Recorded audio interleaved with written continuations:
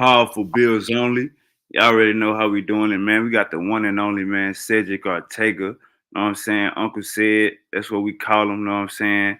Um, what we're gonna be building on today is the the alternatives to religion, the alternatives to God. Not first, let me introduce Uncle Said. Uncle Said, introduce yourself to the people. How you doing today, my brother?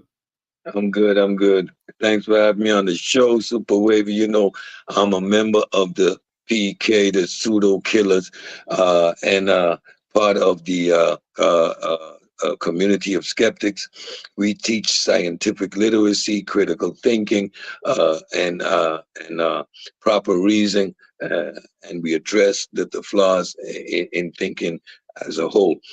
Scientific literacy being the root uh, and the foundation for which we understand the natural world that we live in. And saying that, I'm a real black atheist. There's a distinction between the two, but we'll get into that pretty shortly. Overstood, overstood. Silky D, what's up with it? What's up with it? Um, What's going on, what's up with it, boss? brothers? Give me a second, Silk. Hold up, keep your mic muted. Um, the conversation today is gonna be about the alternatives to God, alternatives to religion. Man, we like to jump out of religion and jump into another religion, or jump out of religion and jump into spirituality. So I felt it would be a nice idea to build on the alternatives to religion and how we can make this shit way more simple and way more common sense based than what we actually doing right now.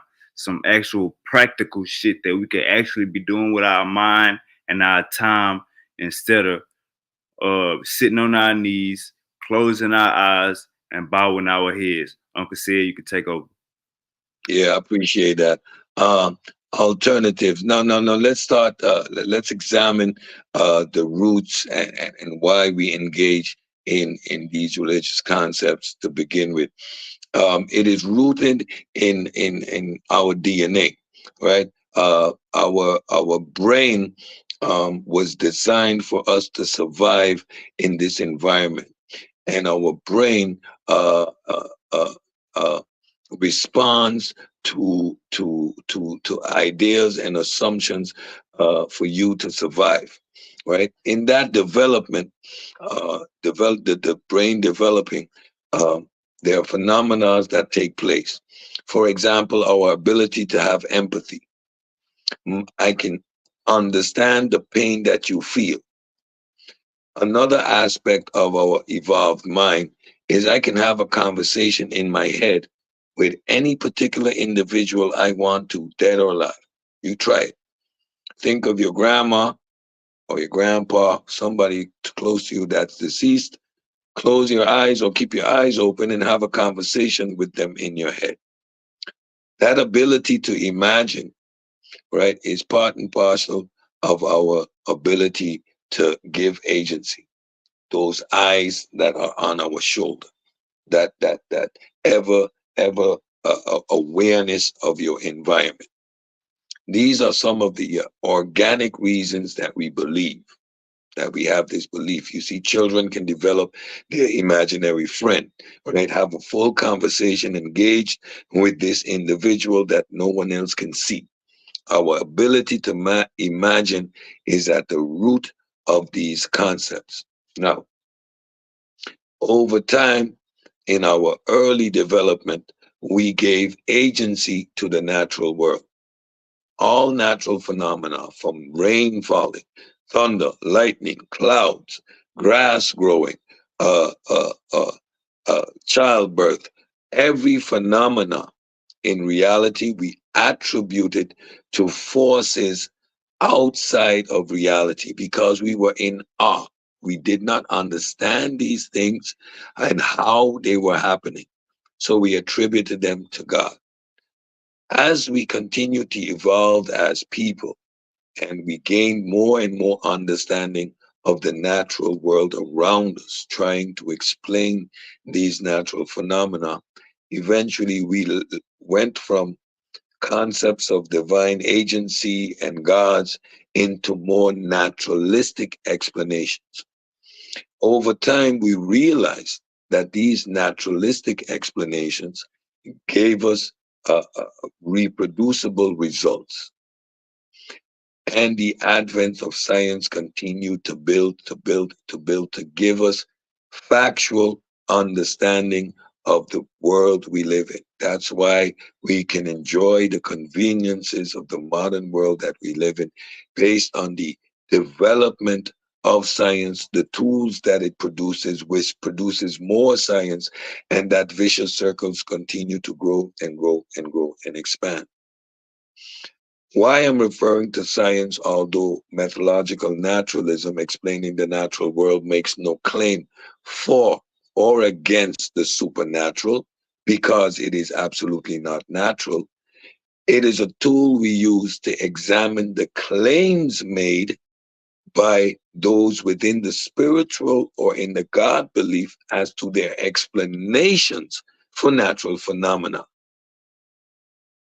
That is where we interject science. But science makes no claim for or against a God. If you say that God made the sun, eh, science is going to show you that it is stars and how the evolution takes place, how it's going to burn out over time, and this whole process, we understand it. Therefore, no need to interject a supernatural force in that natural phenomena that we see. That is science. Science provides you with the tools necessary to answer the questions where you propose a God. However, science is counterintuitive. Our brain did not evolve to do science. Our brain evolved to manage our internal systems, to give us awareness of our environment for us to reach the age of reproduction. These emergent properties, like imagination, etc., are byproducts of the brain developing to manage the body. So, yes, the brain wasn't developed to think. That's a byproduct of an evolved brain. So, the concept of a God and spirits and agency outside of reality lies on a metaphysical principle, a philosophical principle that mind and body are separate. Science proves us today that you cannot separate the mind from the body. The body, the physical mass called the brain, produces out of that emerges what we consider a mind. It's just a byproduct of the brain. It is no other than self. Damage the brain, this concept of a mind changes. So we see that we're dealing within the realm of all natural forces to understand the reality we live in. Religion had its place, religion had its function. Religion even served in our modern history as a tool to liberate ourselves from the confinements of slavery. What religion will not do is provide you with the necessary tools to equip you to engage in the 21st century. If you are not scientifically literate, you cannot become a productive member of society. You cannot earn the finances required to change your conditions of yourself and your people. Without scientific literacy, the likelihood of developing financial literacy will be most likely small. And we see the results of environments where religion is promoted over education. Now, I'm not going to tell anyone, don't believe in your God. What I'm going to do is give you the tools that are going to allow you to have no need for the crutch which do not provide you with solutions. Why we promote scientific literacy It teaches the framework in which you coherently can discuss, make decisions. The principle of scientific literacy, it allows you to make everyday decisions that can positively affect yourself, your family, your direct environment, and the larger community as a whole. Scientific literacy even plays a role in how you vote, how your social positions are determined by your level of scientific literacy, how you engage with the society that you're in. The higher your level of scientific literacy, the higher you function within that society. And when I say higher, I mean in terms of affluence. That's the safest bet, because education is but hard work, right? And dedication. And the outcome is far greater than the likelihood of becoming an NBA player, a major football, NFL player, or a Major League Baseball player.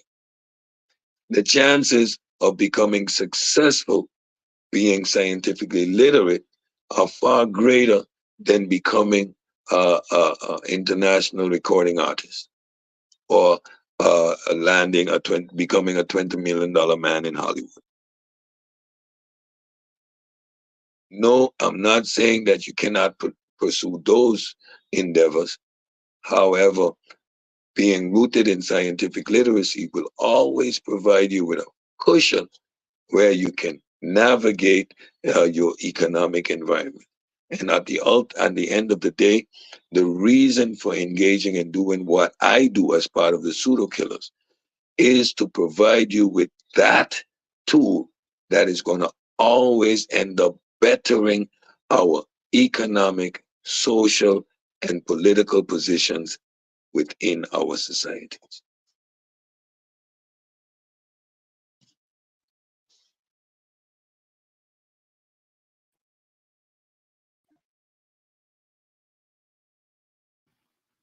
My bad, Uncle said. My bad, Uncle said. You were saying something at the end? No, I say with that, I turn the floor over. Okay, Silky D, you got some questions for Uncle said?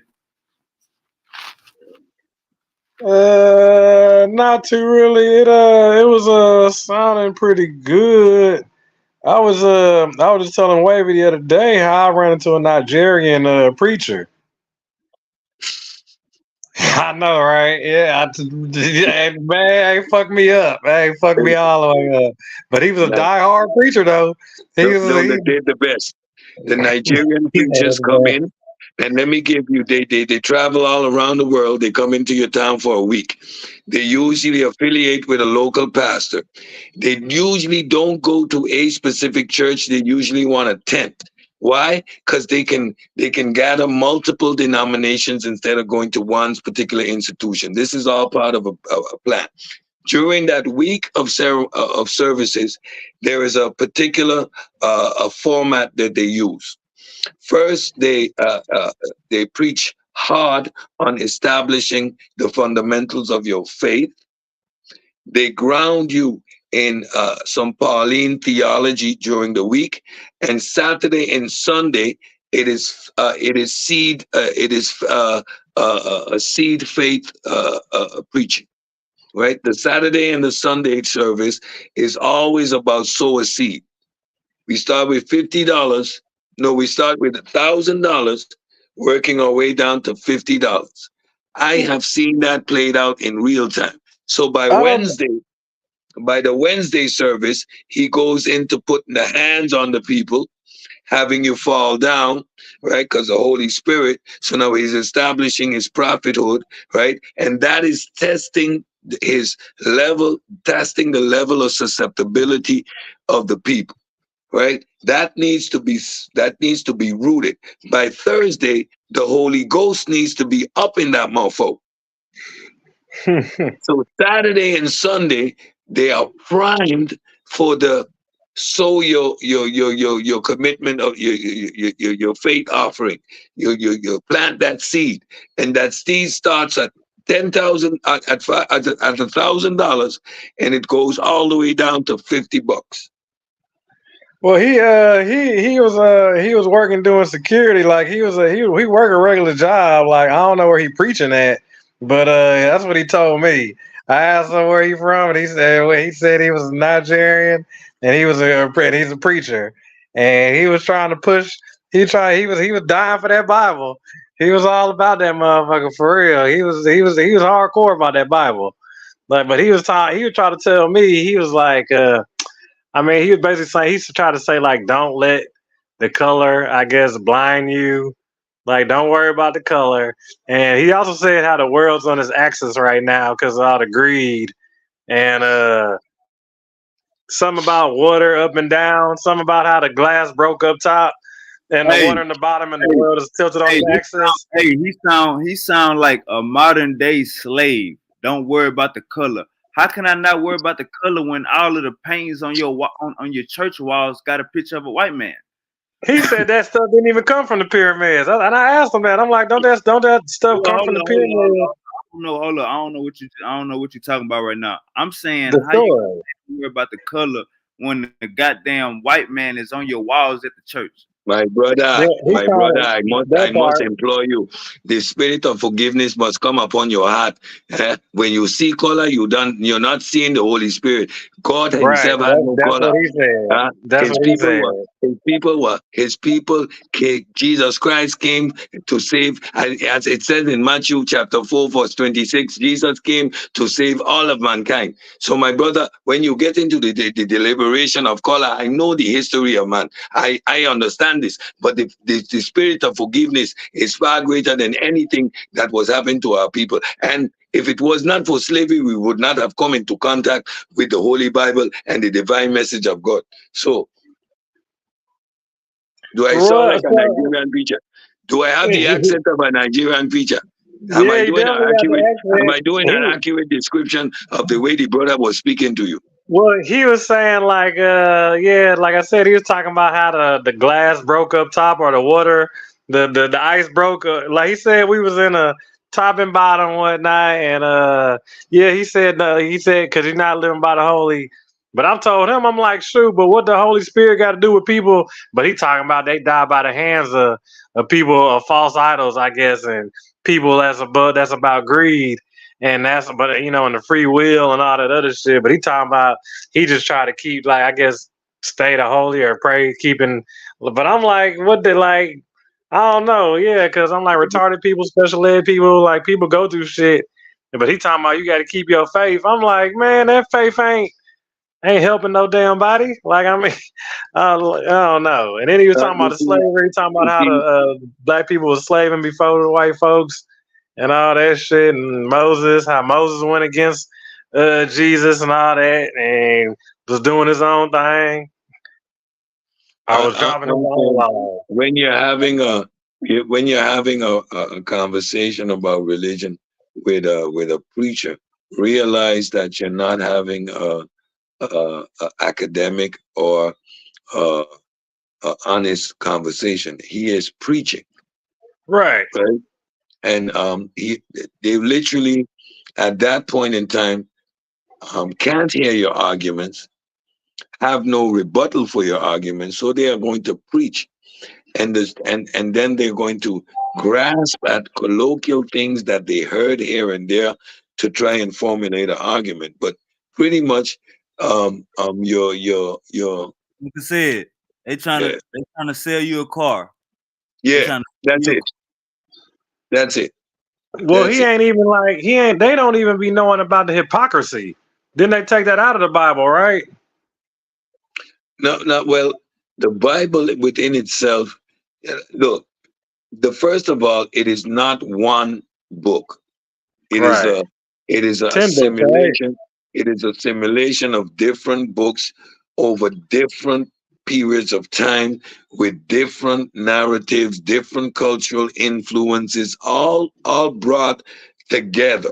So it is not a chronological story, and therefore you're going to find contradictions all throughout it if we view it as a collective document. If you read each one of them books by themselves, right, separate from the others, or the ones that let's say the first five books of the Torah, right?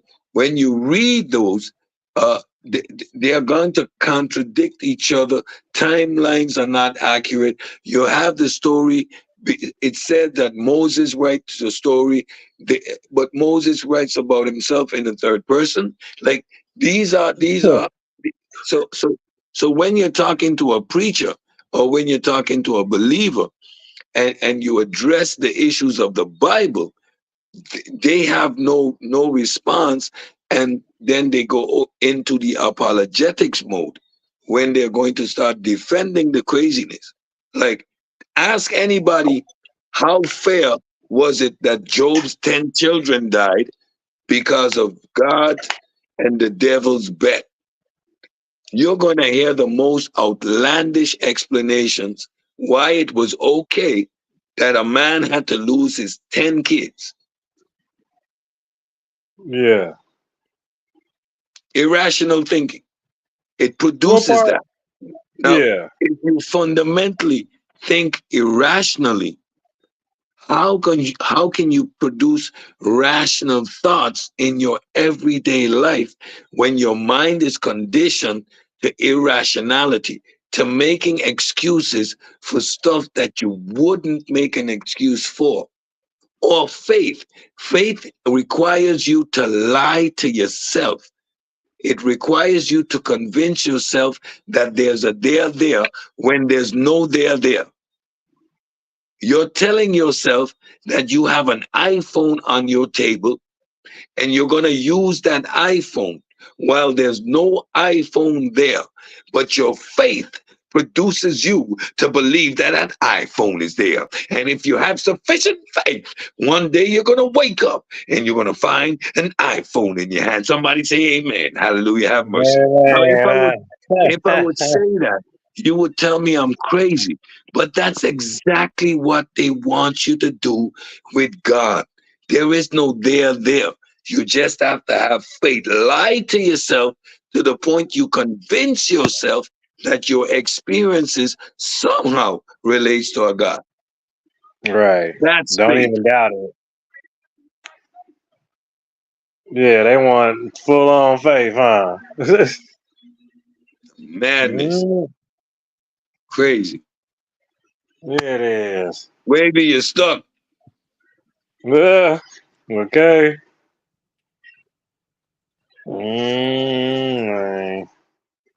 So that's why I keep saying, once you arm yourself with the tools of scientific literacy, now I'm not saying you need to become a rocket science, but apply the methodology. First of all, what is the claim? How can we substantiate the claim? Is there ontology? Is there empirical data? What supports this claim? Where does this idea come from? Who made it? These are the questions that a scientifically literate person will ask. And if you cannot substantiate these questions, there is no there. I equate I equate God to mermaids, figments of human imagination. The same way we dismiss the idea of a mermaid is the same way I dismiss the idea of a God. It is illogical, irrational. There is no evidence to support this, and it is not within the realms of biology. It is not within the realm of nature. So there's no there. So we can talk about a mermaid all day. We can hypothesize, we can even draw them. But ask me if I give that 1 ounce of even thought that it possibly could be. No, I don't.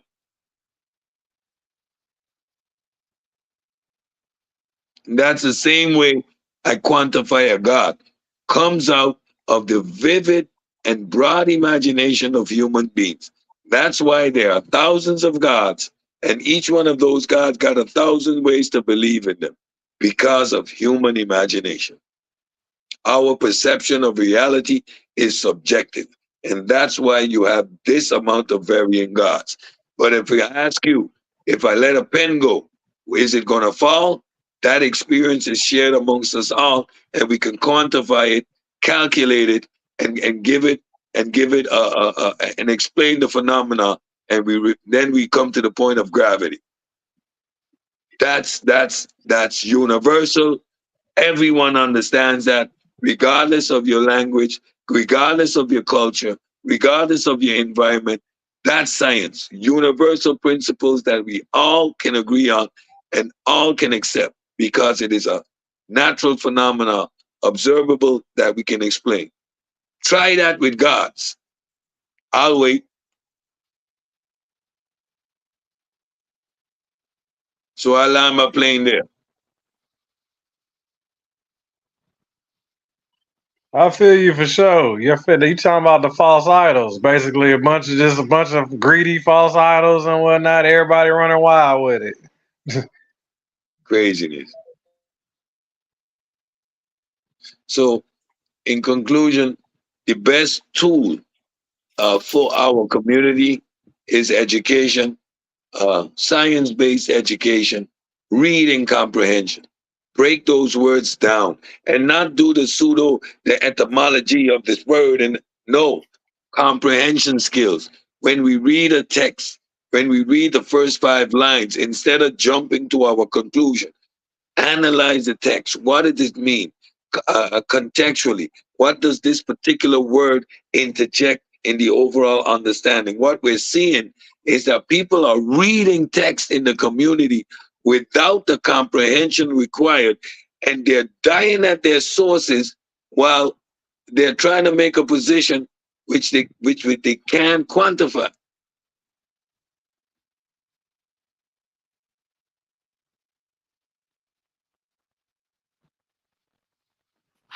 Hey, Uncle Said, I got a question.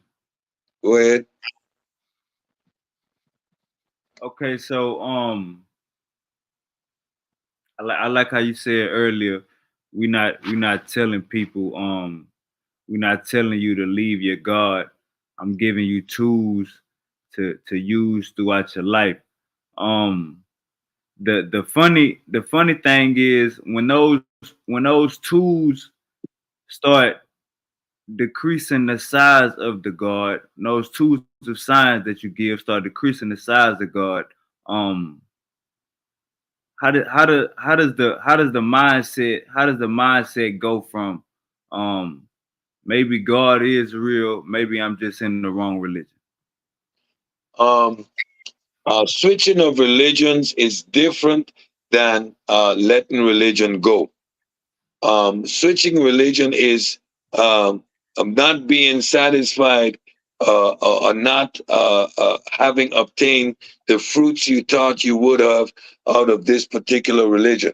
But your fundamental belief in a God or in the supernatural or in divine forces to have positive influence on your existence still remains. That produces the quest to go from one religion to the other. It becomes an issue too when you identify yourself with your religion, right? Like you're not African American from Louisiana. I'm a Roman Catholic, or I'm a Baptist, or I'm a Methodist. Like when you identify yourself like that, and those aren't fulfilling, now you want to be a Muslim, a Muslim, a Muslim. No, no, no. Now you want to be a Rasta. No, no, I'm a Hebrew Israelite. No, no, I'm a black Hebrew Israelite. No, I'm just a Hebrew, because you assume that religion produces identity. That flawed reasoning leads to these type of silly identification that people want to put on themselves. First of all, you're Homo sapien, aka a human being, a member of the hominid family on this planet. That's what you are. You're just one of the many species of animals that coexist on this planet. What what tools you need to reach the age of reproduction and produce an offspring is science. Why? We got vaccines, we got medicine, we could be growing food in amounts to sustain 8 billion of us. These are all advents of science. Whenever you want gainful employment, or even if you want to be successful for yourself, you need to have an educational basis which allows you to navigate the natural world you live in.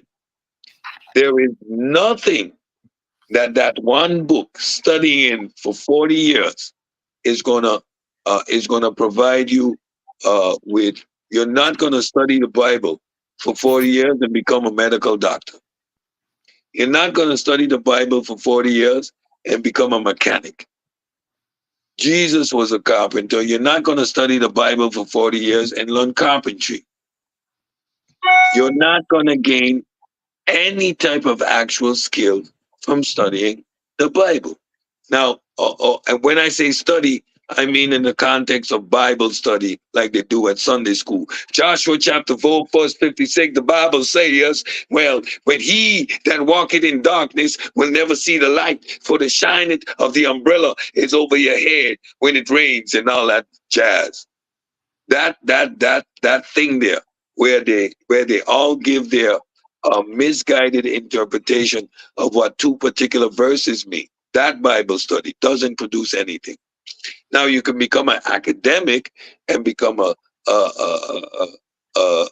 historian and do critical analysis of the Bible and probably work for a university or one of these type of engagements. But that there again is very specific.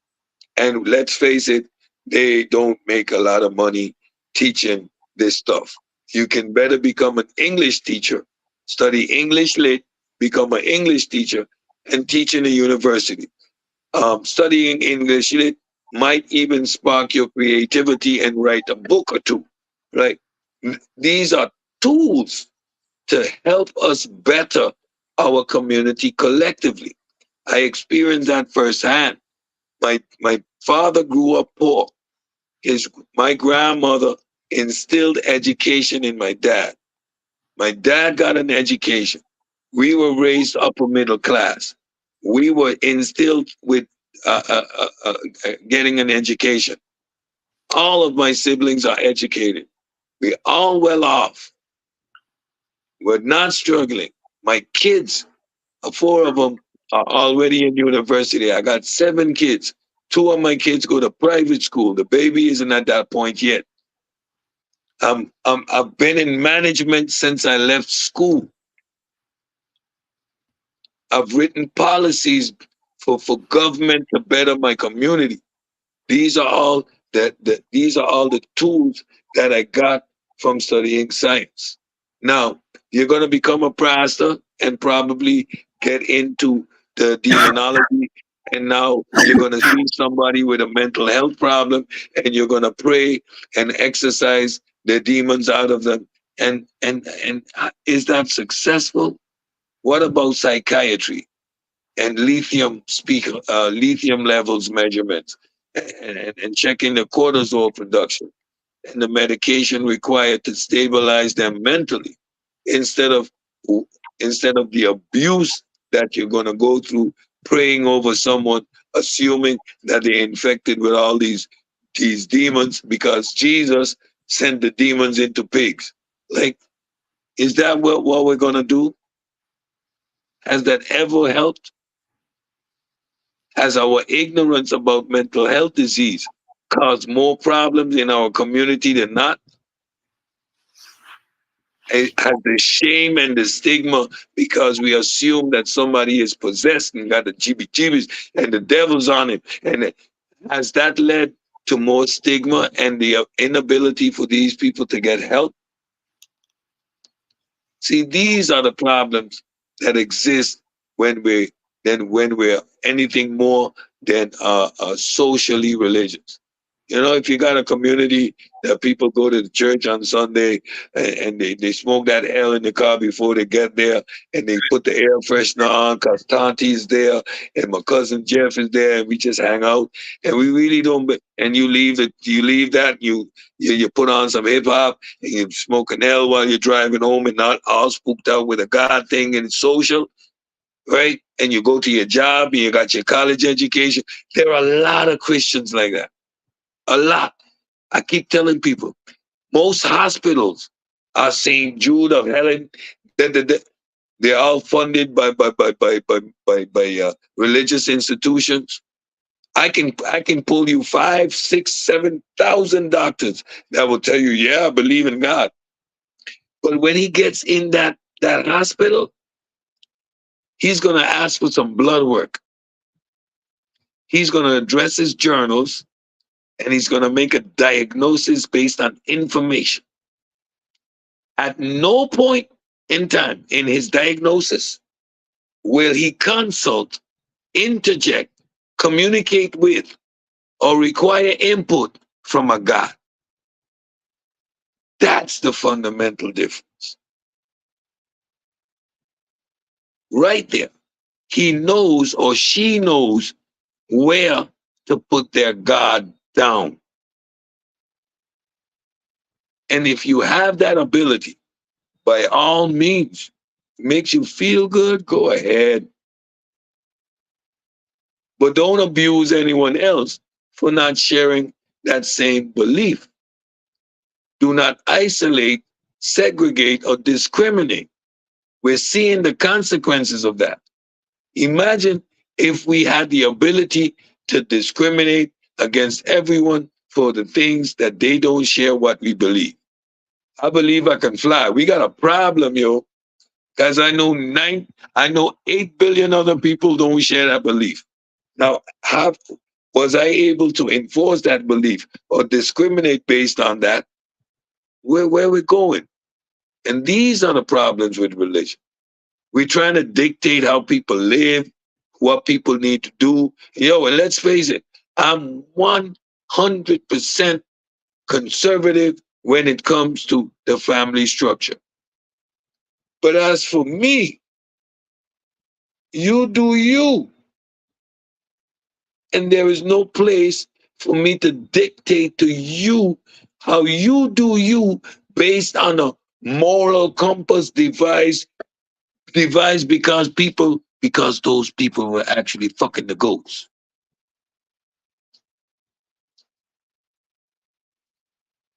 They had to give them those kind of, cause they were wilding out. But how does that apply today?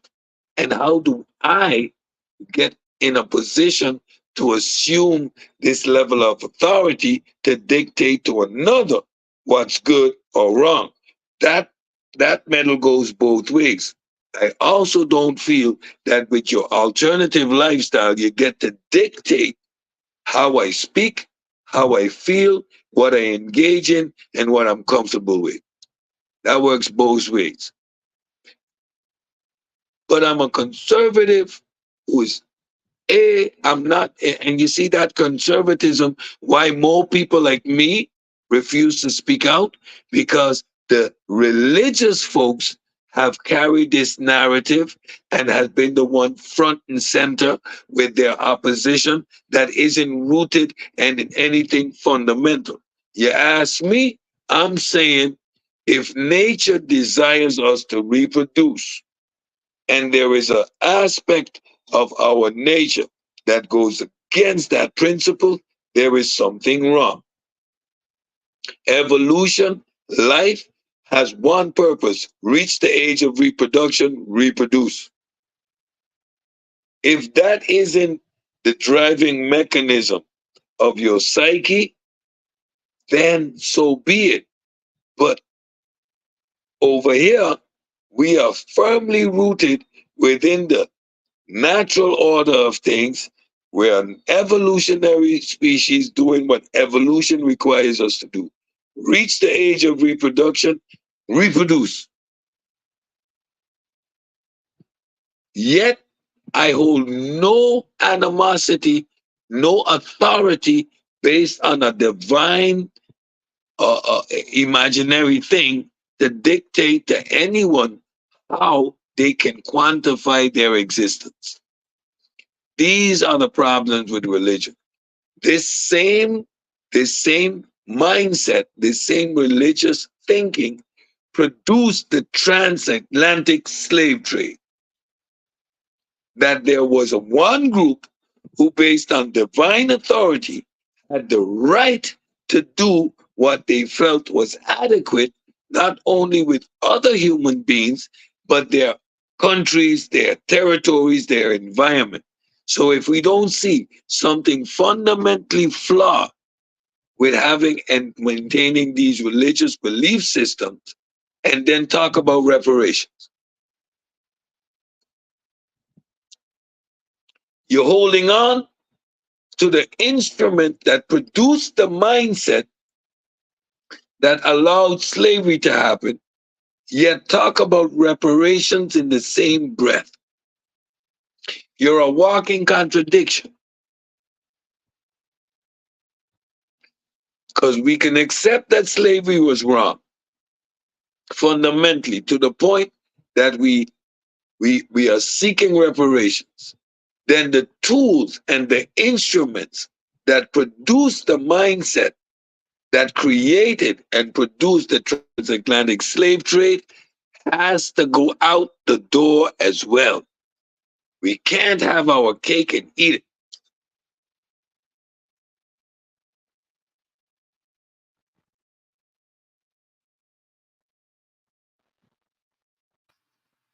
Yeah, I agree with that shit 100%, 1,000,000%. Then especially when we start fucking up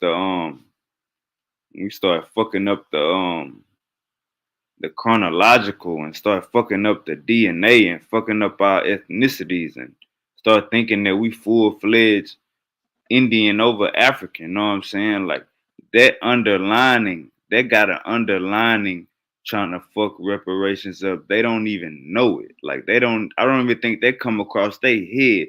They rather say, I'm not African than say, nah, these my people. We went through this shit, you know what I'm saying? Indian probably had us as a slave or probably fuck my grandma or something like that.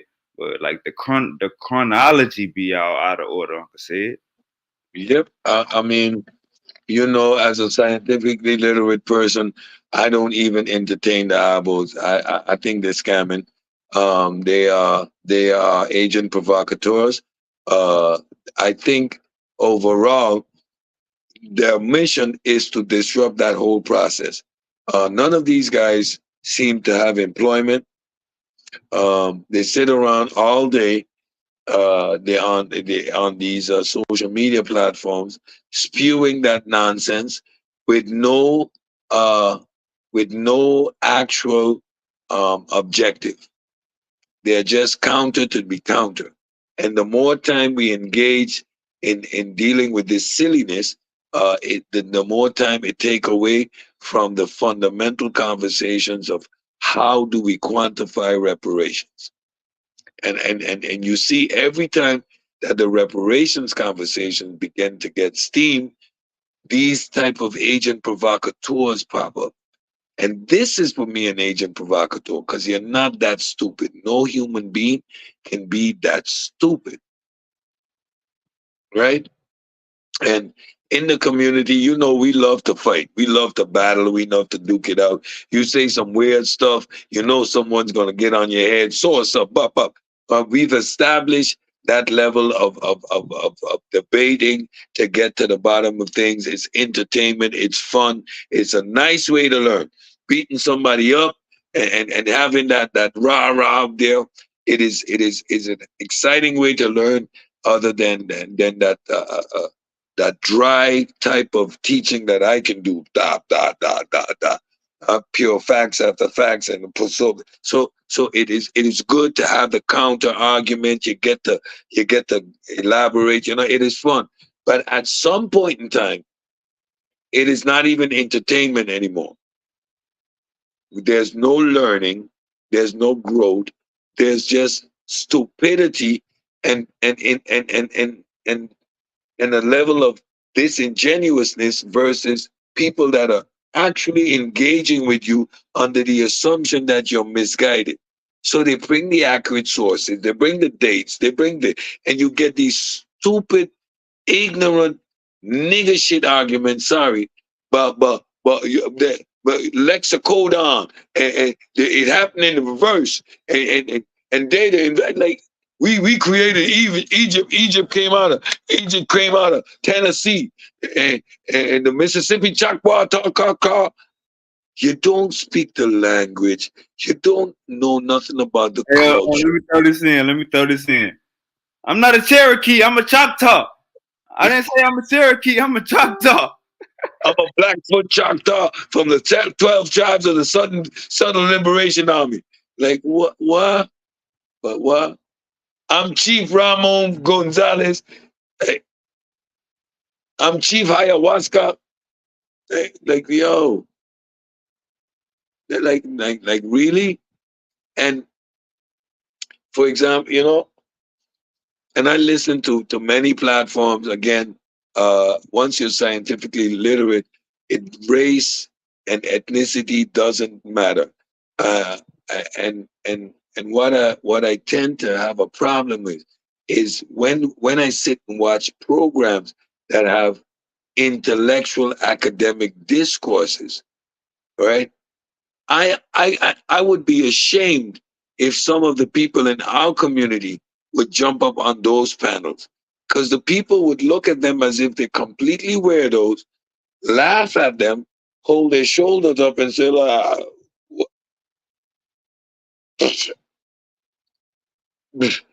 that's like this bro in SARS chat.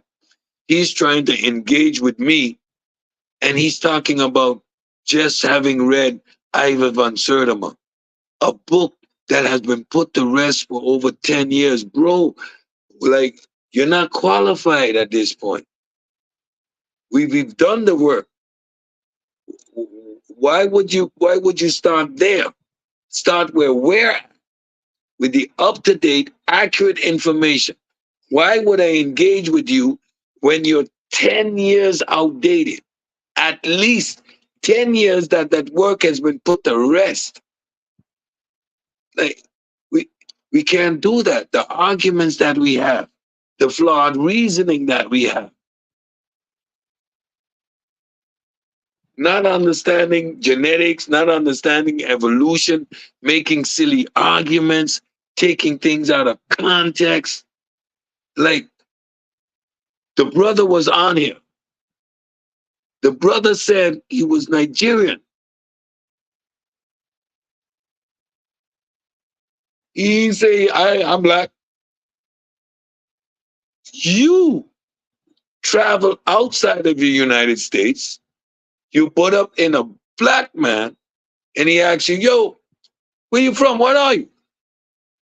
You're gonna say, I'm an American. Because you already see that I identified the Africanness. I'm just wondering where you're from. You're not gonna tell me you're black. Hey, Uncle said. I think it's a misconception. It's a misconception in there.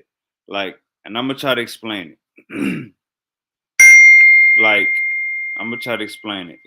If we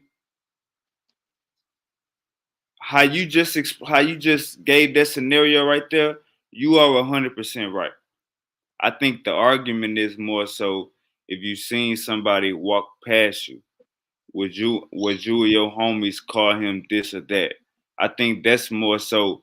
Now look. This is subjective, Uncle said. This is subjective. So there is to be all the way 100 with you. When you put science into it, it kind of kills the We're gonna leave science out.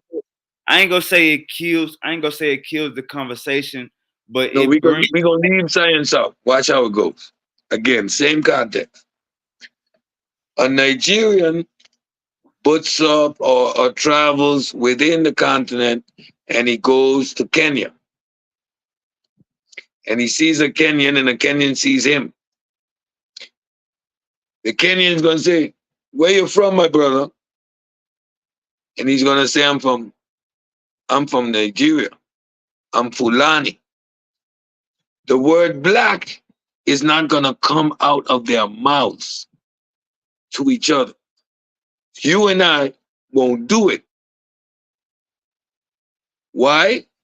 Because we see each other, we identify each other's phenotype. Now we're just asking what particular culture or area we come from.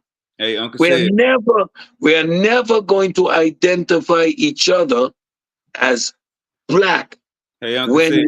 in that context. Now, I'm talking about a specific context. Why? Because I'm going to go to the point that we did start to. When people from outside looked at us and they saw the difference in you, they identified us as quote unquote black. The trans-Sahara, the transatlantic slave trade, the people that brought the African here identified them as negros, a group of people that they identified solely based on their definition of phenotype. We, nor the European, ever did that. The European was a Portuguese, the European was a Dutch, the European was an English, the European wasn't collectively white. In the Americas, because they called or identified the African as black, they identified themselves as the opposite, white. And that's a political definition. We are the exact opposite of them. Watch this. No other population do we do that way. The Indian is an Indian, regardless of his phenotype. There are white Indians, there are black Indians, but they're all just Indians. We look at Chinese. Depend on where you are in that land, you can be darker or lighter, but they're just Chinese. Those are people from Thailand. Those are Vietnamese. Hey, Uncle said. But All we're right, black. I got you, Uncle said. Let me try to. I'm trying to explain this the best way possible. Okay, so look, everything you said is correct. Everything you said is 100% spot on. Nobody will ever disagree with you. Okay, so the argument is not that. I think what and I'm gonna just keep going. Okay, so the argument is what I said. Like if somebody passed you, would you say they black? Now just listen to me. Would you say they black or white? Now look, in America, Uncle said, like how you said nobody do that. In America, Uncle said, we don't do like how you said the Africans do. It's totally different. We say you black, you white. We don't break down nothing. Everything is broad, if you get what I'm saying. Everything is like that. So if the argument is that I think that's where the topic kind of need to stay at. But for some reason, it's like the you and the pseudo killers. I ain't gonna say you because I'm gonna say the pseudo killers as a whole, all of y'all. It's like Mhm. you ever seen somebody build a straw man and then beat the motherfucker up But forever? that's what you just did, though. Because you Okay. just said America. This is what we do here. Now you're transporting that thought process, that frame of reference, all the way back to a time and a people where that concept didn't exist. We're reading what they wrote. We are reading what they wrote, and we are applying our modern context to it. You cannot do that.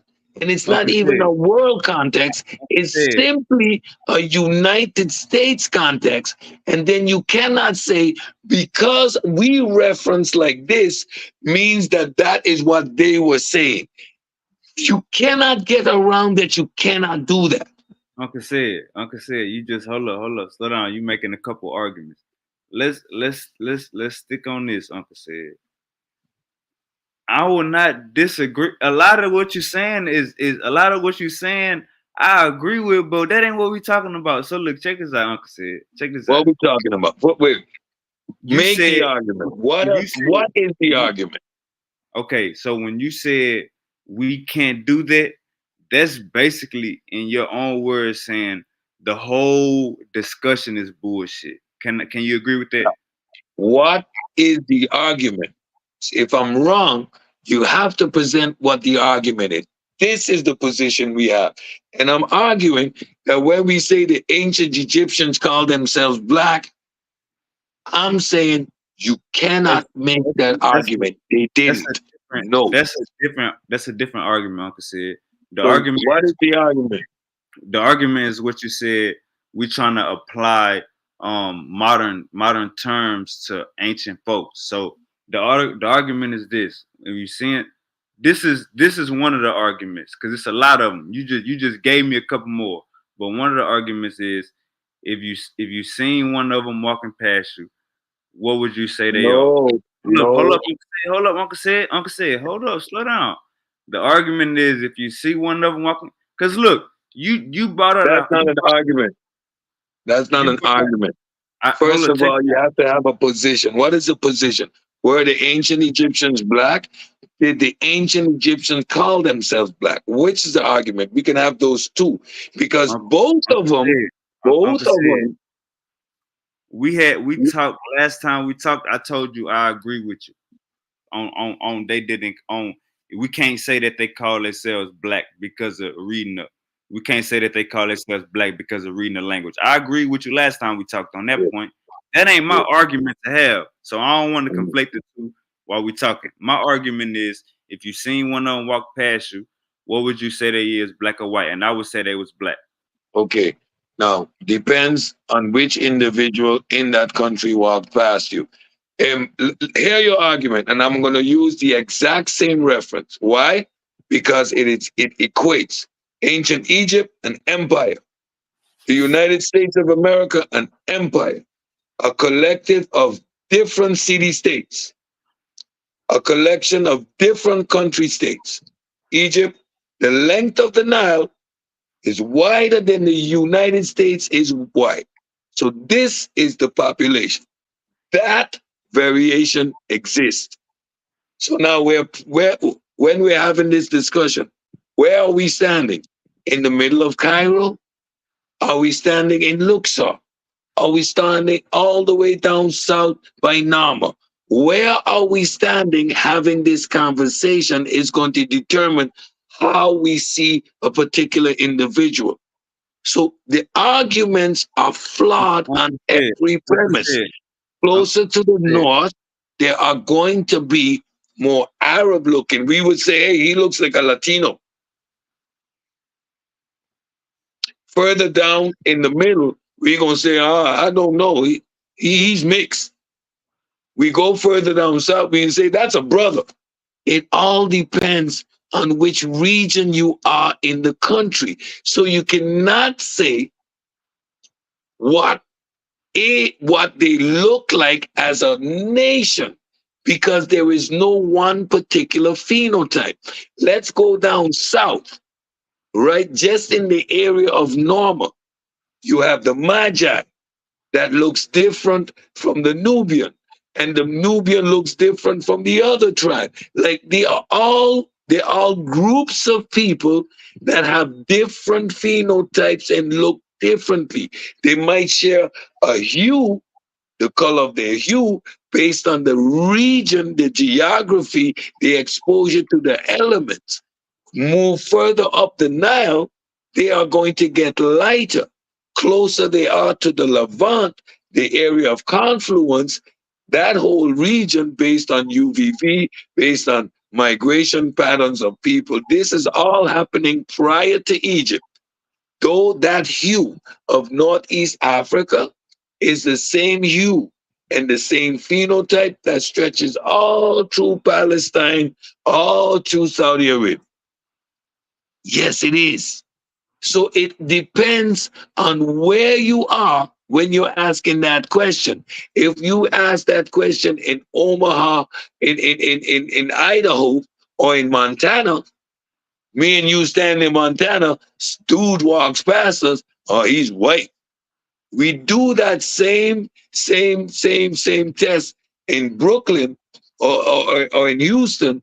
It all depends on who passed.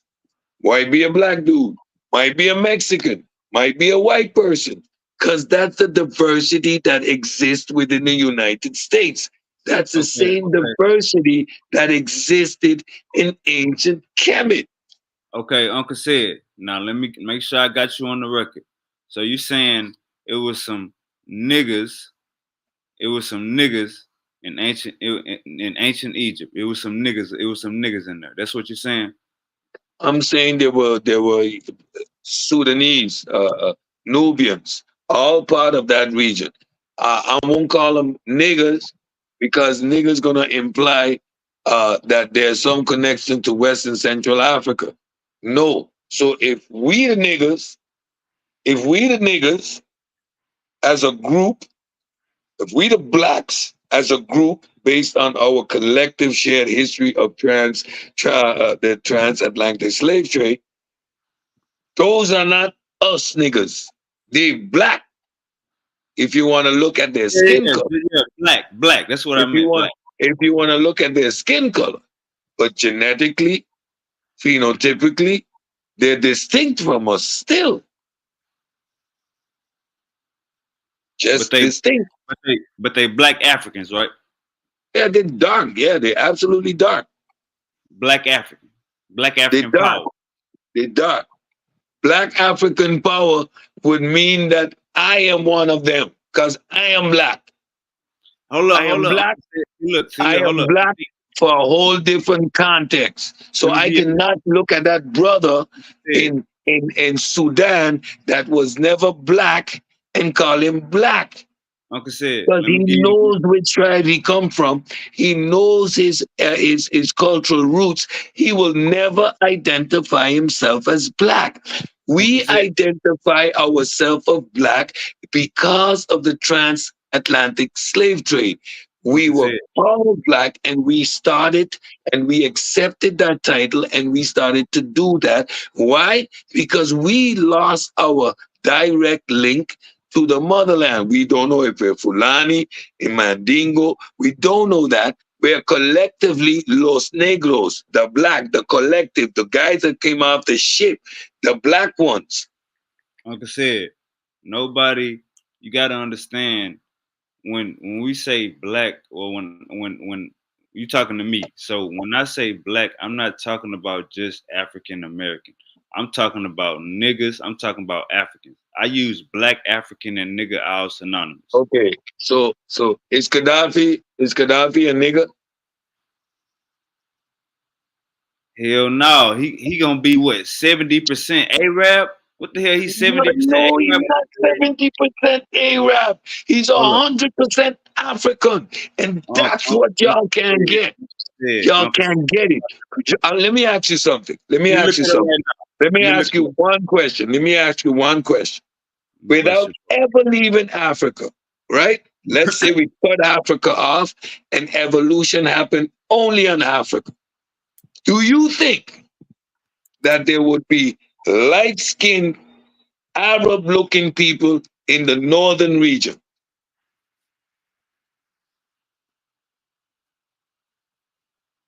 I'm sorry, Uncle said. Ask that question again. Evolution happens, right? But people didn't migrate out of Africa. They migrated in Africa. They evolved in Africa.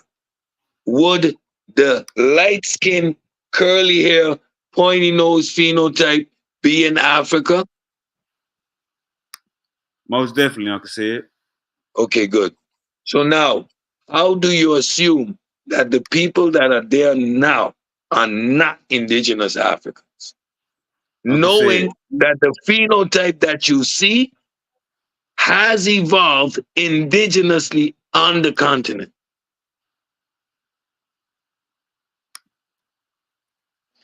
When someone says they are Arab, right? You know that you can have a pitch black Sudanese that never left the Sudan tell you that his culture is Arab. He's Arab. He speaks the language, he practices the religion, he adopted elements of the culture. He identifies as Arab. However, he's a black African Nigerian, or a black African Sudanese, or a black African Kenyan that never stepped one foot in Arabia, but identifies himself as Arab because of the culture, the language, and the religion that they practice. Do you understand that phenomenon? Most definitely, Uncle said. You know I So understand that. now, so now, is Gaddafi a nigger? Is he an African, indigenous African?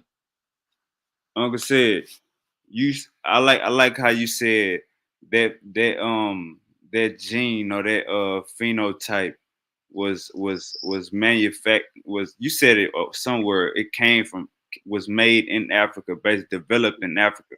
But Yeah. somebody came in to make that mix. I think that's what we misunderstand. No, I'm saying that phenotype, without ever leaving Africa, exists in Africa. Mutations that happen outside of Africa did not change that phenotype. It is indigenous. That's why you see that phenotype all across Northeast Africa. Those Berbers that you see are indigenous and they range in phenotype because the northern region of Africa produces naturally a different phenotype. The people that are in the Levant, mutations happened there, but they didn't say that their skin got lighter there. They Um, didn't make that claim. Why? Gaddafi is a Libyan Arab. So you know what we call it? Libyan You know means what we call it? African. Right. Arab means culture. Uncle said, stop. I just told you he was an I'm a Arab. Catholic. I'm a Hold on. Catholic. I'm a Uncle said, Catholic. Does that mean I'm Italian? an I'm a Arab is, Catholic. Does that mean I'm Italian? Uncle said, an Arab I'm is a a race. Roman. Arab is not a religion. No. Listen, Arab is not a if religion. if you do not understand these things, then you know that Arab is people that live in Arabia, but Arab are also the people that are indigenous to Egypt, that are indigenous to Sudan. What makes an Arab? Two ways you are Arab. You are ethnically an Arab or you culturally an Arab. If you are a Muslim, if you speak the language, if you practice elements of the culture, you are Arab.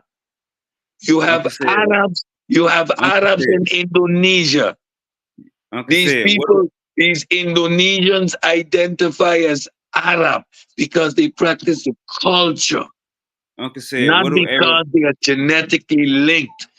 what do Being a Arabs Libyan, being a what do Arabs Libyan and Arab doesn't mean that you come from Arabia or that your family comes from. No, you practice the religion. The whole North Africa has been Arabized. Uncle said, if it say I'm a Libyan Arab, that mean I'm a 50-50 nigga. That's what that mean, Uncle said. No, That's what I no, was trying to tell you. That nigga's no. mixed. That's not what it means. Libyan Arab. Arab is his culture. He's a Muslim. He speaks Arab, but he's a Libyan. He's from Africa, but he is indoctrinated and practice the Arab culture. He's a Muslim and he speaks Arabic. That's what makes him Arab. It's a culture. What makes you Egyptian? You speak the language and you pray to their gods, regardless of how you look. There are Uncle said, Uncle said, this nigga is not no pure 100% African. It said he Arab, he a 50-50 nigga. Listen. If you okay, go look up what an Arab means. Go find black Arabs. Have you never seen a black Arab that never was in Arabia? No, Uncle said, but they still got that gene. That's what you missing. They still got that damn gene. No. Again, I slow the conversation down. Without moving out of Africa, you stay right in Africa. Do you have the Arab looking phenotype naturally developing in North Africa? Yeah, but we gotta say why Stop. Hold on. That phenotype is not 100% that phenotype. That phenotype come from somewhere. That's what you leaving out. That phenotype got breakdown. No, I'm telling you, stay right in Africa. Nobody leaves. Will there be a light hue, curly hair phenotype in North Africa? I agree with you. Yes or no? Yes or no? Yes, sir. Okay. So now, if that phenotype is indigenous to North Africa, when people migrate out of North Africa, how did they look? Pitch black? Nappy hair? They will have to have got lighter. Before they left, how did they look? Like me and you? You just said if it developed lighter in there, they would have been lighter coming out. They would have been the same light coming out. And they're going in and out, in and out, in and out. Majority of the people ain't gone nowhere. People coming in, intermingling, getting absorbed into what is already there. How can you watch someone and then say they're not indigenous?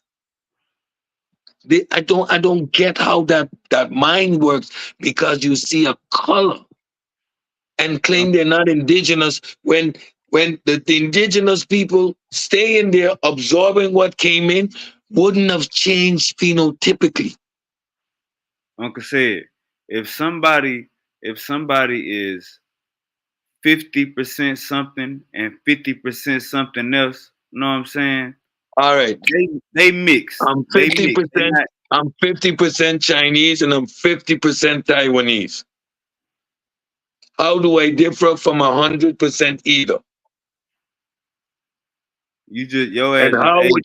And how would you be able to tell the difference? You just Asian, Uncle said. We ain't go play with it. You just Asian. You can see an African. Are you hearing yourself? Are you hearing yourself? I put you in an isolated geographic position.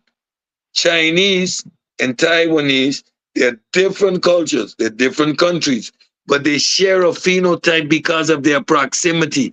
So even if they intermingle, nothing changes.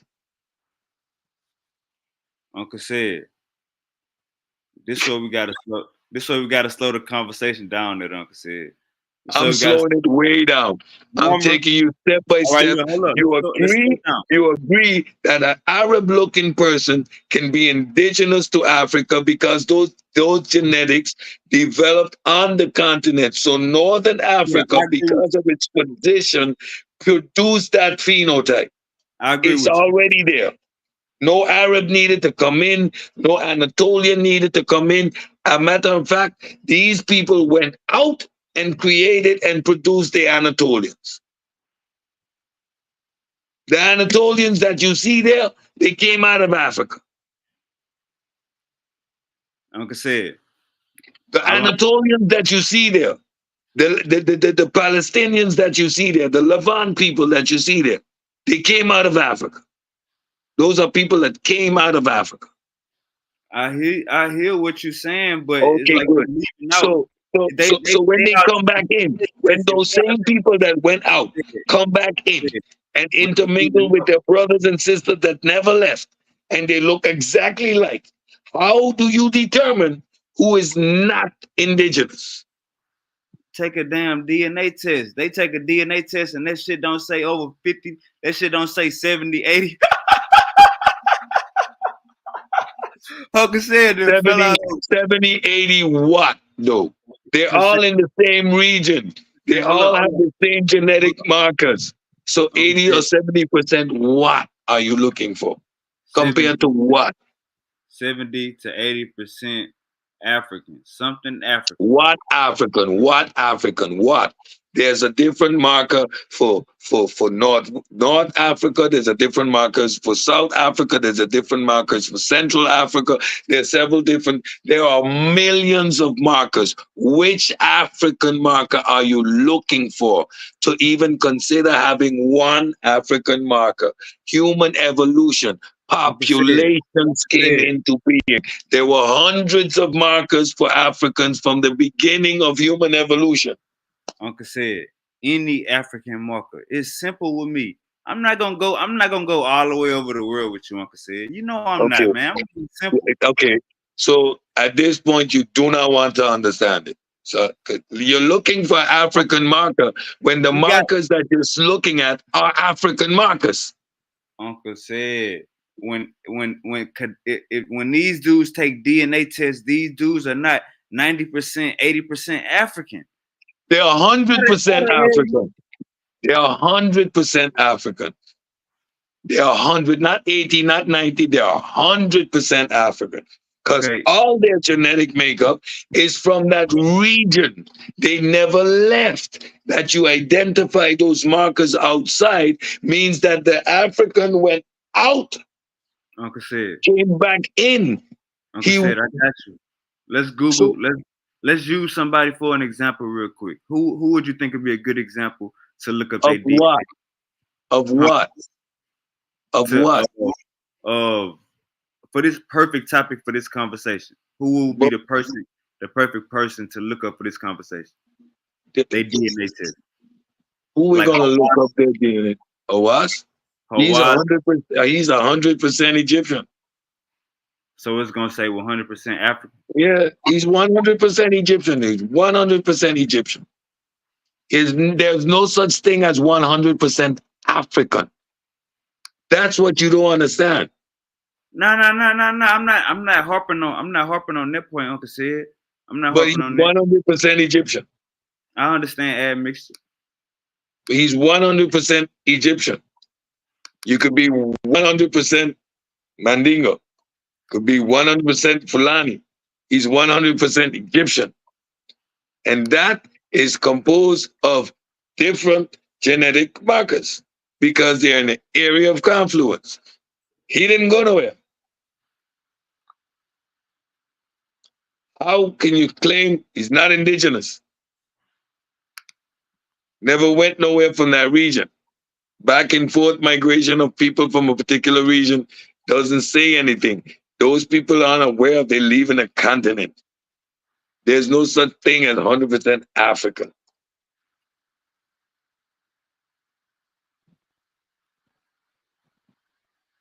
Let me share my screen, Uncle. Let me share my screen, Uncle said.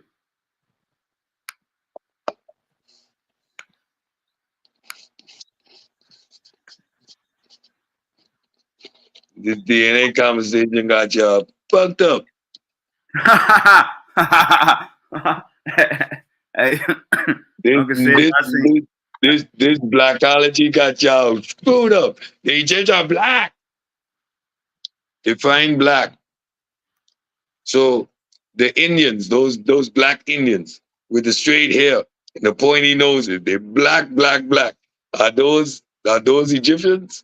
Are they black? Nah, they're not black. Okay, then what's black then? Was 100% African? What's that? Khoisan, Hey, so look, uh, let me say this. Ethiopian, Let me say this real quick. Yemenis, Let me say this. West African, a Fulani, a Mandingo. What's 100% African? What is that? A Uncle said, Somalian, Uncle Sudanese, North or South Sudanese? I'm trying to figure out what this 100% African thing is, cause y'all stuck on this black thing. So the Khoisan ain't 100% African, cause they ain't jet black. They got slanted eyes. Are we Khoisan? Are we the Khoisan? Are we those people? Or the Berbers? The Berbers aren't African, right? Uncle said, I didn't say nothing about 100% African. You told me. You're arguing amount of DNA, how much percent Africa. What is that? What is 100% African DNA? I'll wait. Uncle said, I'm not arguing that point though. You feel me? The point that I'm arguing is those people that we talking about, Hawass, Gaddafi, those people got about, I say 40% African, 50%. So we're talking percentage of African DNA again. So tell me, what the fuck is 100% African DNA? Because you just told me we're not having that argument. To say they're 50%, you got to explain what 100% is. Uncle said, if you no. What is 100% African DNA? If Hawass is 50%, you need to explain to me what 100% looks like, and that would mean that there's one way to be African. Like Uncle said, no, that don't mean that at all. Yeah, that is a consequence of that thought process. No. If Hawass is 50, okay, what is 50? So okay, he's 50% African according to you. What is that 50% African? The Libyan. Hawass is Egyptian. Oh, bad. You say what is the 100%? Well, it would be North African. And what's North African? What's that? How did that look? Any different than Hawass? I mean, it changed. The look changed over the years, Uncle said. Can we acknowledge that? Them niggas ain't looking the same. Wait. Where did the look change? Did the look change in Southern Africa? Did they get lighter, darker in the South? What happened in the South? I'm talking about North Africa. In the South? In North Africa, Uncle said. Yeah. In North Africa, there's a southern part of North Africa. So if they change, what were the changes in the South? Did the people get darker, lighter? What happened in the South? I'm pretty sure in the South they stayed the same. In the North they got lighter as hell. Like I said, they got light as hell. I'm done. You're hearing. The grin says that you caught yourself. You realize where you caught yourself. You're trying to win an argument. You're trying to win an argument that you can't win. Like you know you lost. Like you lost, right? What part? What part I lost it, Uncle said? I'm confused. Because you can't accept that the phenotype that Hawass has is indigenous to Africa. And once you can't get past that, then there's no conversation that we're gonna have. That's just a mental block that you have. Nah, Uncle said we gotta put a time limit on that though. If that nigga again, the fact that you're putting a time limit on it means that you assume that phenotype could only exist because of outside influence. Once that is your frame of reference, you're flawed. There's no argument. Then you don't understand that phenotype is indigenous to North Africa. You just don't get it. Like, said, you know what? And once you don't get that, you're not going to get the rest of the conversation. Why? Because you have this African American perspective that to be African, you need to be jet black or you need to be black. And there's no way. Okay, to be African, there's no way that you can indigenously look like Gaddafi. Let me reframe it. In your mind, there is no way you can be indigenous African and look like Gaddafi. There must be admixture. And if you don't understand that phenotype is indigenous to North Africa, then there's no way you're going to understand these arguments. Your perception is fundamentally flawed. You think that a lighter hue cannot be indigenous to Africa. Then there's no, like, Uncle said, all right, can you give me 2 minutes? Can you give me 2 minutes? You're going to try and convince me in those 2 minutes that the lighter hue isn't indigenous to Africa. I'm going to state my As long as you're stuck on that point, you ain't going nowhere. You're stuck. Uncle said, I'm going to just state my premise because I don't want no red I know your premise, but you're stuck. You're stuck on belief. Uncle said you beat the straw man to death. You beat the straw man to death. Which The straw man? I don't have an argument. Uncle said the straw man dead. Slow Which down. straw man? Which straw man? Your flawed reasoning. Because you do not understand that phenotype, that Arab phenotype, that Northeast African phenotype is indigenous to Africa. There's no need for any outsiders to produce the phenotype that you see with Gaddafi. For example, the Berbers, no outside influence required. Now, if we go through timeline and we look at the Arabization of Northeast Africa, y'all think this invader nonsense. Your invaders came in with 3,000 people in a civilization of 3 million people. What the hell do you think happened? That those 3 million people disappeared and all of a sudden changed into Arabs? This is flawed reasoning. The phenotype was already there indigenously. It didn't have to be imported. It was exported and it returned in. But it was already in Northeast Africa.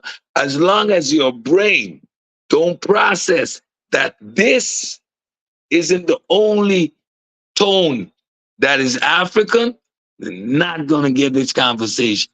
If you don't understand that the kinky heart here, which most of us don't have, isn't the only way to be African indigenously, then you're always going to have these flawed perceptions that the lighter hue of African is produced by invaders. And that simply is flawed. Those invader numbers were way too small. And those invaders resemble the people that were already there. They had a different culture, not necessarily a different phenotype. Can I get my 2 minutes, Uncle Said? Can I get my 2 minutes? All right, mute your mic out, man. You know you a firecracker. You hot tonight, Uncle Said. God damn, give me a second. All right, here I go. 3 parts. The straw man, you killed. You beat the straw man to death, man. A lot of the arguments, I feel like you just have to get off your goddamn chest, and this is the platform to do it. This is what we here to let you get all your get everything off your chest and tell the truth about the science. Uncle Said, I agree with you on damn near everything you saying. This is the part where I disagree with you at. We playing this timeline. This part 1, point 1. We playing this timeline game when we come to this indigenous word. Them damn people, when we say Hawass and Gaddafi, you know what I'm saying? Them niggas is admixed. Them niggas take a DNA. Hold on, Uncle Said, I still got a minute and 30. Them niggas 50-50 niggas, Uncle Said. They half Arab, half African. Point 2. I don't think nobody in the conscious community or even me, Uncle Said, is making an argument that you got to be jet black to be an African. Africans come in all colors, sizes, and shapes. You can be light-skinned and be an African, Uncle Said. I'm not disagreeing about that. I'm talking about that goddamn Arab look. When your ass just look like one of them motherfuckers. We doing pure lookership. That's point 2. All right, point 3. It's the point 3, Uncle Said. When we use terms like black, you know what I'm saying? Person walk past us, and when we say they black, that's just how we define these people. We being broad. You said that's what they called us. Uncle Said we adopted that, like the word nigga. So one thing I want you to understand is, Uncle Said, that is just a broad term that we use. I'd rather you and the pseudo killer say the argument or the debate topic is flawed, or the debate the topic is fucked up from the get-go. I'd rather you say that than build straw mans around that. You feel me? Because just say that the topic is fucked up. Was a straw man. You see, you keep referring to the straw man, and when I say a straw man, I will illustrate what the straw man is. All right, you want me to tell you what is the straw man? Because I didn't make an argument. Okay. So I can't have a straw man. But go ahead. What is the straw man that I'm making? The straw man is, we talking about if somebody walked past us will we say they black or they not? We using pure liquorship. Your rebuttal Okay. to that is your Where's the rebuttal. straw man? I'm gonna tell you the straw man. Your rebuttal, the straw man is we can't use those goddamn terms in modern day. That wouldn't even make sense. Blase, blase. That's so once you built that straw man, now you attacking that point. This is why you can't Okay. do it. This is why you can't Okay. do it. First of When that all, don't got what I nothing to do with said, what I said was absolutely factually correct. Using those terms do not say anything.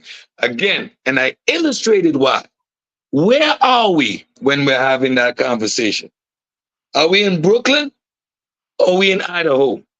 can I finish Who explaining the straw man? who who walked past us? Can I finish There is explaining the straw no man? straw man because I'm addressing the argument you're making and I'm rebutting it. I'm not saying, well, you said this, and I'm addressing exactly what your claim is. Your Uncle claim, said, we could just say black. Good. Where are we? In southern India? that's the Where straw are man. we? No, That's hold up. no. That's the straw man.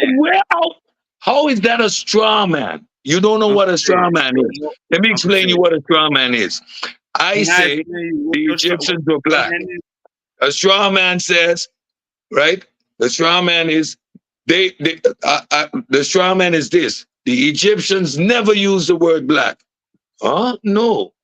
They don't identify themselves as black. They have a word for black, Kem. So to say that I say they never use the word black, that's a straw man. I'm not Uncle, straw manning your position. I'm actually getting you to steel man it. Quantify that statement. That statement is vague. Uncle said, Who can I do we finish? see past us? Can Who I are finish we the straw watching? man? Who are we watching walk past us? Uncle said, can I finish the straw man? You just hit it again. You just punched it. You just punched the straw man in the face. Uncle said, you gotta call the cops. Gotta call 911 for this damn straw man. The straw man What's is this? this. Uncle said. Okay. The straw man is this. When you get off topic and you But start I'm not beating, getting off you fucking start topic beating and I'm not me. misrepresenting your position. Your position is vague, so quantify it. Where the fuck are we when you're asking me who walked past me? In Egypt? Good. Where in Egypt? Uncle said that's a straw man. That's you just hit it Wow. again. You just hit the straw man. The straw man is you know what the Look hell up straw man. Look up we on straw man solid. right now. Look Uncle up said. straw man. Look up what the Yeah. definition of a straw man is. Pull it up on the screen, read it, and tell me that's what I'm doing. Can I I tell you what didn't your straw change man your is? argument. I didn't say something you're not saying. Yes, I'm you did. You saying, just did it again. no, You did it you again. said someone passes in front of you. How I'm You going to just said, identify well, it? Uncle said, you just said, where are we at? You just hit the straw man again. Where are we? Where are Are we we in at? Egypt? Uncle said, you know where we at. That's a whole straw man again. Okay, That's a good. straw So man. now, no, that's not a straw man. I didn't say you said something different. I'm Uncle, asking a question. I'm not stating your position differently. We're in Egypt. Good. How that's not big the is Egypt? Uncle How said, that's a big is straw man. Egypt? How That's a straw big is man. Egypt? No. Okay. All right. We're in America. Someone walks past us. What are you going to say that person is? That's the topic. That's what we on right now. Okay, We're good. not on So now Egypt. I'm asking you the same question you asked me. We're in America right now. Someone walks past us. What are you going to say that person is? If Gaddafi walked past, I'm gonna say that No, nigga no, no, lit. no, no, no, no, no, no, no. You see how you're doing this? So You again, said it. I'm Uncle said asking you you. said it. We're in Somebody. America. We're in America. Dude walks past us. What color is he? How are you going to answer that question? That's a straw man. That's a definition of a goddamn. What the hell? That's an ad hom. That's a goddamn. No, That's a damn biological no. fallacy. Wavy. When you're gonna have a conversation with me and you're gonna use these terms, which are the logical fallacies, you're gonna have to have them correct. Straw man is me misrepresenting your position. I'm That's one. asking That's you what I'm saying. That's one more. quantify. That's what I'm saying. That's one more. No, that's not what I'm doing. I didn't say you said this. I'm telling you, quantify the I can give you three. statement. I can give you three. I can give you three. Quantify quantify your statement. I'm gonna give you You three know what examples. quantify means? Three examples. You You're straw man. asking me, wow, okay, how did I misrepresent what you said?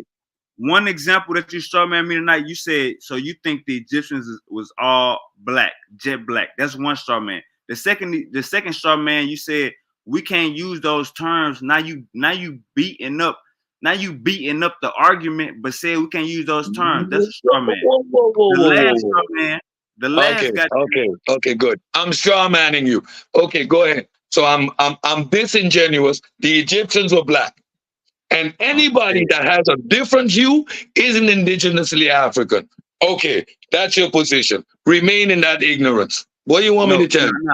Uncle said you agree with I'm done. You know what? You are misrepresenting yourself and me. Again. Who is walking past us? An Egyptian. Which Egyptian?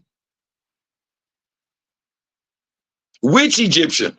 The Egyptians in the south are different than the Egyptians in the north. And that is from 350,000 years. Because the environment would have naturally produced a different hue of people. That's like the Khoisan are different, the Fulani different, the Mwendingo. They are all genetically distinct. We are not watching a hue because the Khoisan and the Egyptians have pretty much the same hue. Other elements produce the differences in the phenotypes. There is no one way to be an African. And if you cannot accept or get around the idea that the phenotype that you call Arab is indigenous to African prior to any migration, then we cannot have this conversation. Then you simply do not understand evolution enough to have the conversation that I'm having. So you're assuming that the only way that you can have a lighter hue is to admit. You're assuming that the only way you can have a lighter hue is by migration. That's what you're talking about, this timeline. I'm telling you, before the home. Okay, you know what? I'm straw man. You have no clue what a straw man is. We was talking about ancient Egypt. We weren't talking about that straw man. That's a straw man. Wait. And where's ancient Egypt located? Who started Egypt, Uncle said? Whoa. No, if you're gonna sit with that misinformation and do all the Reggie arguments and the bullshit, then miss me with that. If you're gonna have an accurate scientific conversation of 2023, then Nama didn't start shit because there were contemporary civilizations and cultures all throughout Egypt. Nama unified them, but they unified independent civilizations that already exist. And at the point that he unified an upper and a lower Kemet, the phenotypes of the people in lower Kemet was simply lighter. The phenotype differential that you see in Egypt today was always there. But y'all niggas think the only way to be African is to be black. And that's just not true. Uncle said, slow down. I agree with you. Slow down. I agree with you. Then don't. What's your argument? Hold on. You just put your foot in your mouth. You just said that phenotype has always, that phenotype is the same phenotype that's there. So you telling me over the past thousands of years, hold up, you telling me over the past thousands of years that the Egyptians right now look the same from the past, from 1,000 years ago? Come on, yeah, that hurts your feelings. That hurts your feelings. That hurts your feelings. I know it hurts your feelings. I know it hurts your feelings. But yeah, the phenotype ain't changed much. But you see, evolution, yeah, evolution. But evolution didn't take place in the South though, because those people, they remain the same according to you. But in the North, evolution did happen. Are you hearing yourself? Straw man. Yeah, that's Logical your fallacy. favorite go-to word. No, that's showing you that you're producing counter arguments. I asked you specifically, the Uncle people said, in the South, are those the same people? Yeah, they're the same people. But evolution happened in the North. I Evolution just happens asked in you a question. population. I just asked you a question about 1,000 years, Uncle said.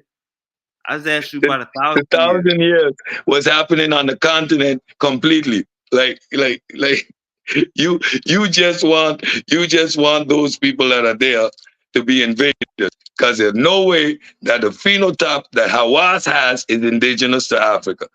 That's your great. Uncle said when we get if we get it chronologically right, chronologically right, then they were invaders coming in. We go back Let me 400,000 ask you a years, question. Let me 500,000. ask you a question. Let me show you how your invader argument is. You have a bottle of red wine, right? And you drink 2 glasses out, and you take another bottle of red wine and you throw it into the other bottle.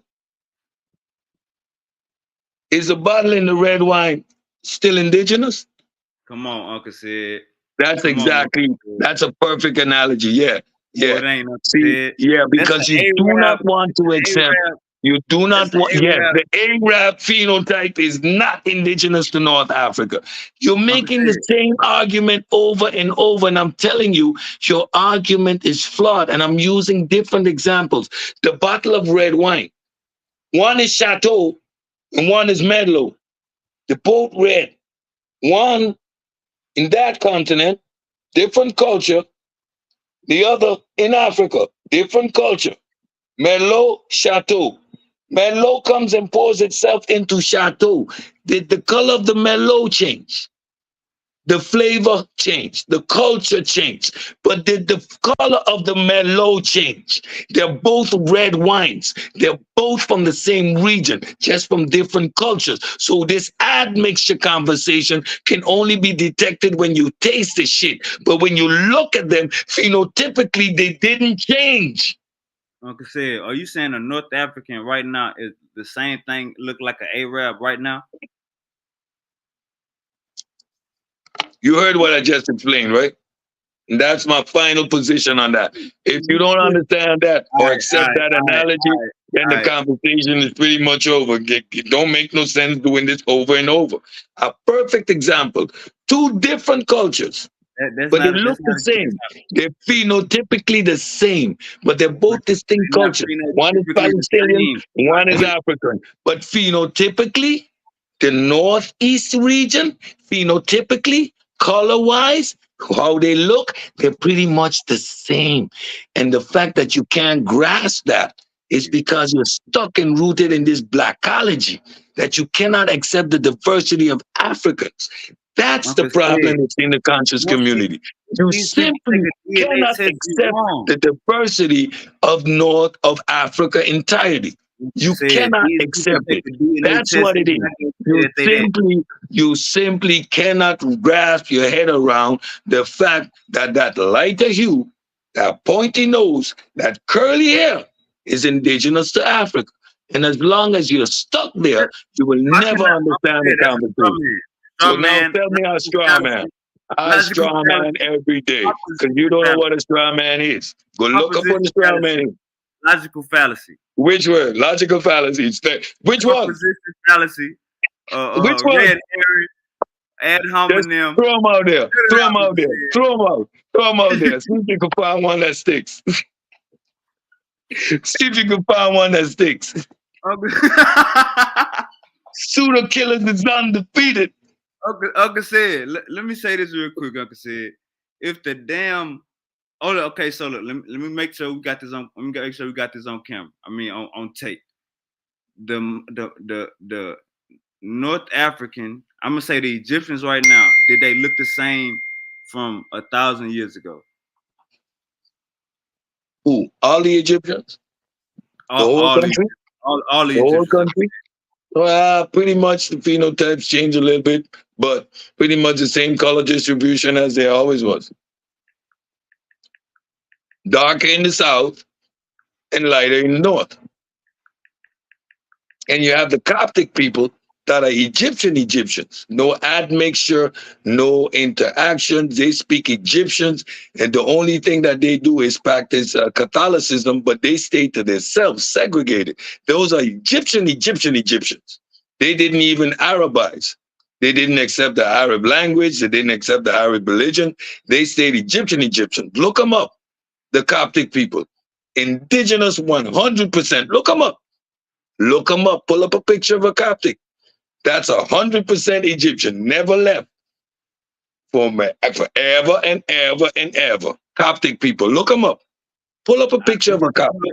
I got you, Uncle Said. So you saying, yeah, they look the same from 1,000 years ago. Pull up a picture of the Coptics. Uncle Said, and they look the same.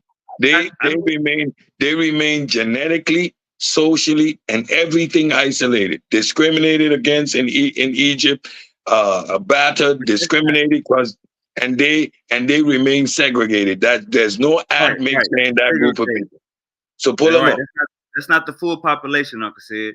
So the Egyptians from 1,000 years ago, human evolution would say they wouldn't look the same from right now, Uncle Said. You know this. 1,000 years, Uncle Said. Come on, Uncle Said. The people in the South, are those the original inhabitants? Of what? Of the southern part of Egypt, Nubia region, Sudan. Are those people the same people that were there all the time? I'm going to say yes, sir. All right, I'm done. They didn't evolve. They didn't evolve. Evolution didn't happen to them.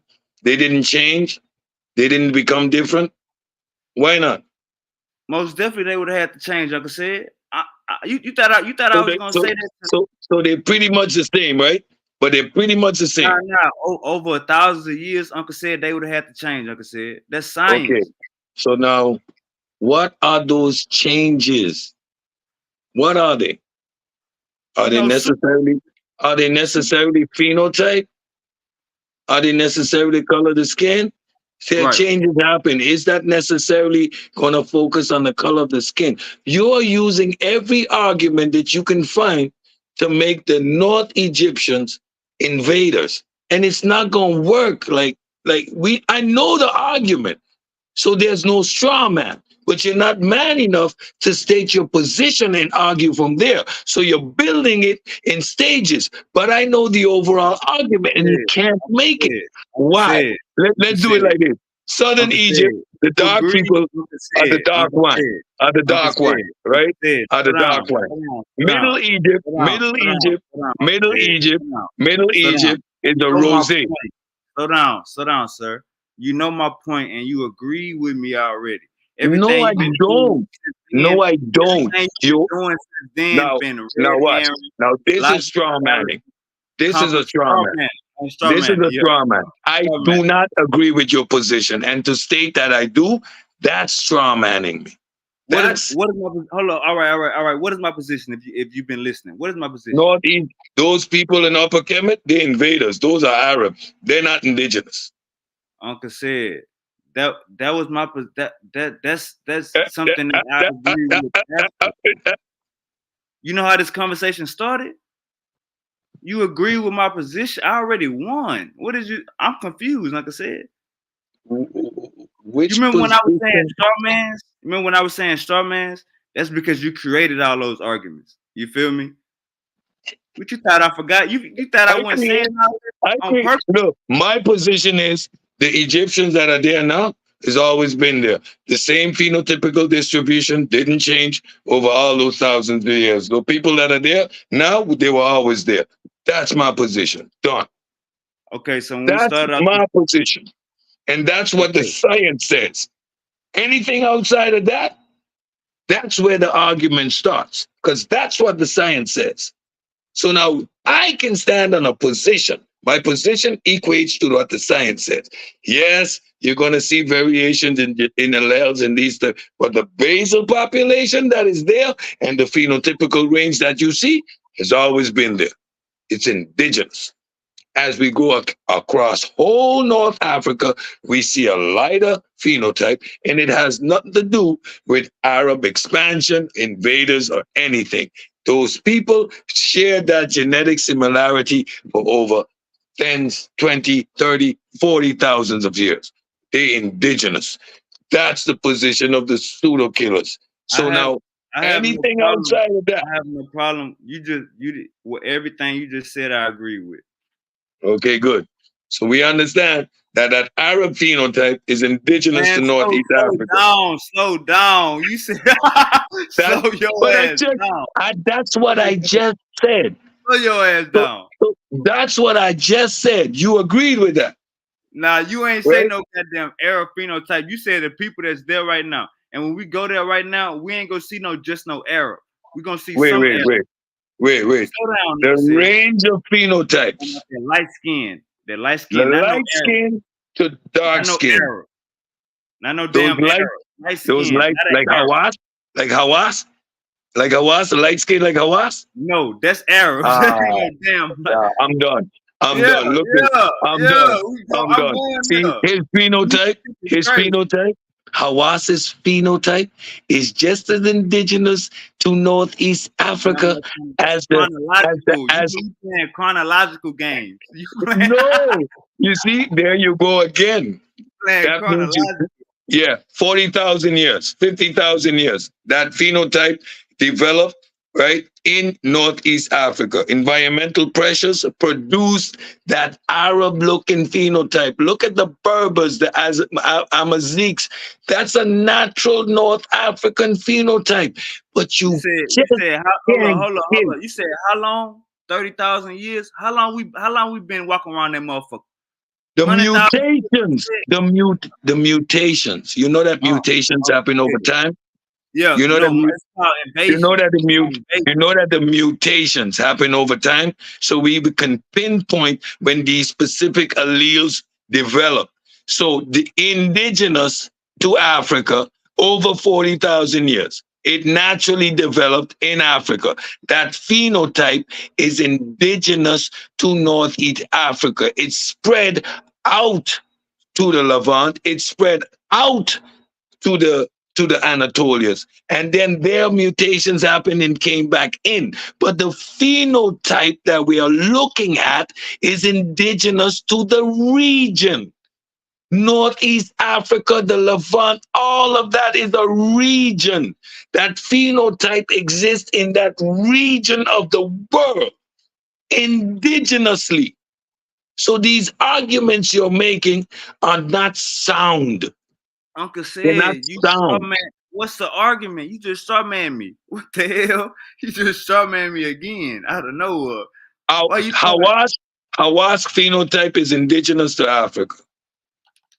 Man, chronologically, you playing games. Okay, what do you mean by chronologically? If you want to say the past 30,000 years, that phenotype been in there, cool. How long we been roaming around Africa? 100,000 years, Uncle said. 70,000 years we been in that bitch. How long we been in South Africa and Nubia with them down rock art and all them goddamn. So, and which one of those phenotypes is identical? Which one? Which one look the same? Okay, good. So now, how do you get to decide? And so each one of those phenotypes developed over time. So the West African component is 50,000 years old. It developed. What our mutation developed over time in Africa. So we're not there for 150,000 years.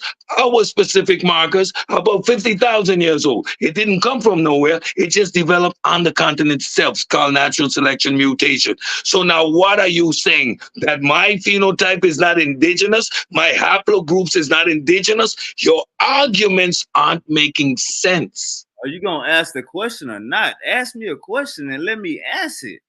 Stop running with the damn ad hominem. So genetic markers that are not 350,000 years old, which pretty much don't exist anymore, aren't indigenous Africans. Genetic markers that are 50,000 years old aren't indigenous Africans. Yes, Uncle said they're So indigenous. why would a genetic marker that is 30,000 years old not be indigenous African, and it's this chronological game? Did I disagree with you, Uncle said, on that point? Or did I say you? Did I say I agree with you playing chronological game? Did I disagree with you? What is a chronological game that I'm playing? All right. How long Homo sapiens been walking around Africa? 350,000 years.